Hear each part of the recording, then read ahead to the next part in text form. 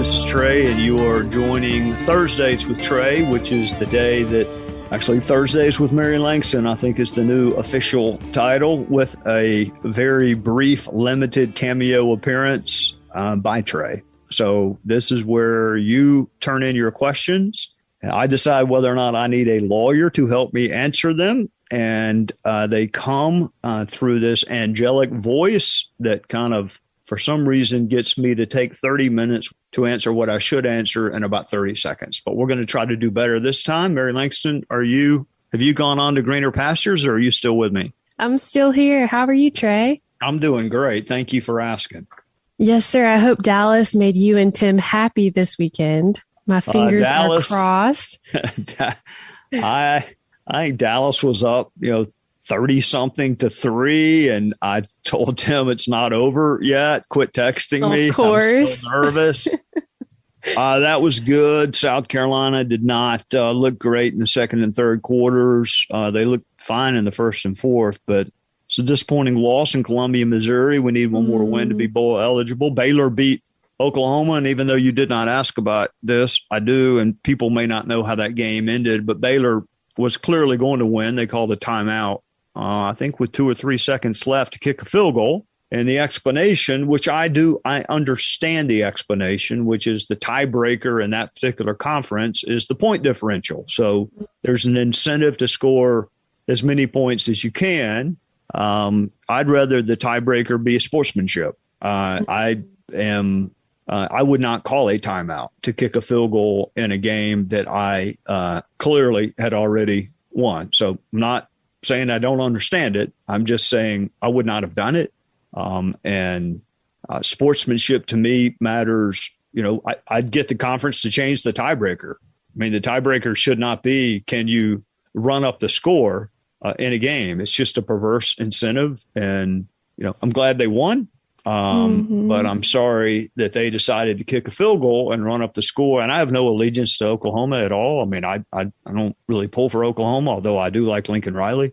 I just think sportsmanship matters more than point differential. So the game's clearly won.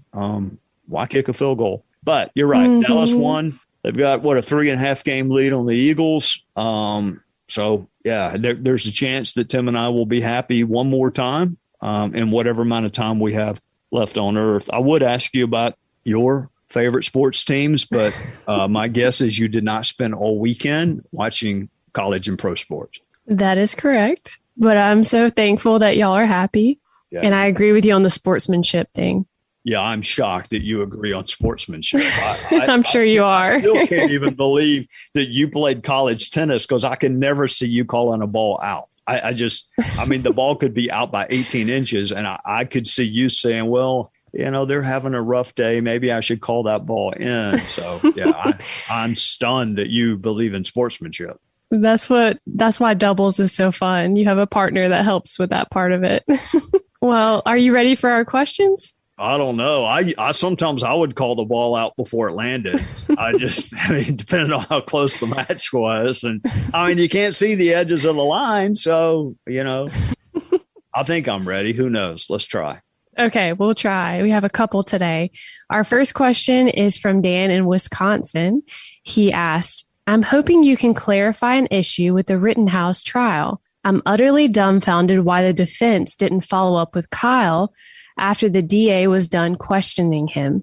Lots of reasons. So what you're talking about is when you call a witness, that's called direct, and then the other side gets to go, and that's called cross. And Dan is asking why the defense would not stand back up and do what we call redirect on their client, the defendant.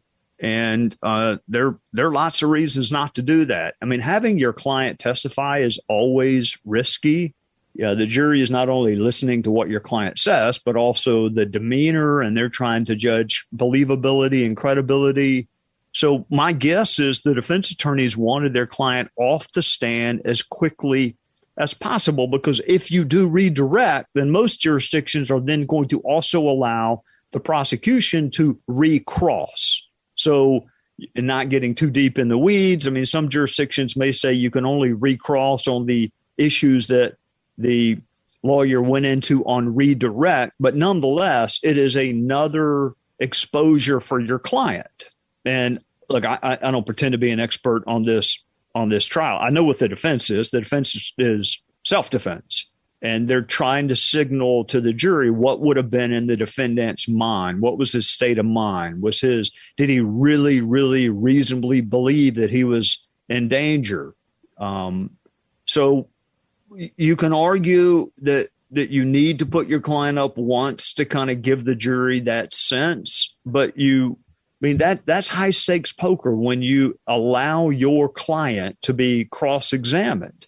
So that's my guess, is they got what they wanted the first time they asked direct questions of him. They survived cross. It wasn't going to get better. So if it can't get better, it can only get worse.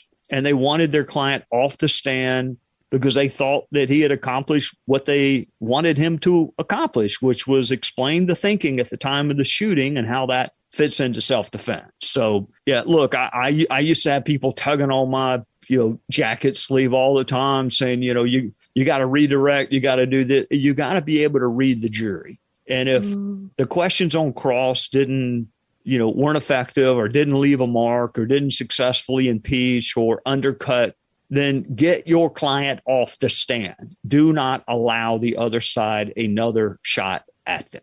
Something you said in the Wofford class you teach is disproving is challenging. So when you answered that question, I kind of thought about that point you've made before.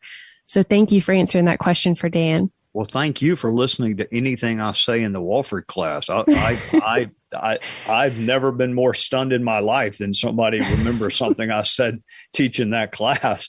And you're not even a student, although you could be. When I look out there, you look like all the other students in college. But thank you for listening. I'm always stunned when people actually listen to what I said. Well, our next question is from Connor, who lives in Canada.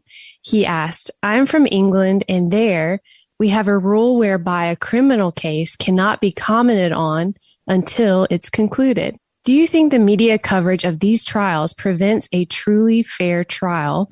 And do you think a rule similar to England is a good idea? Is it a good idea?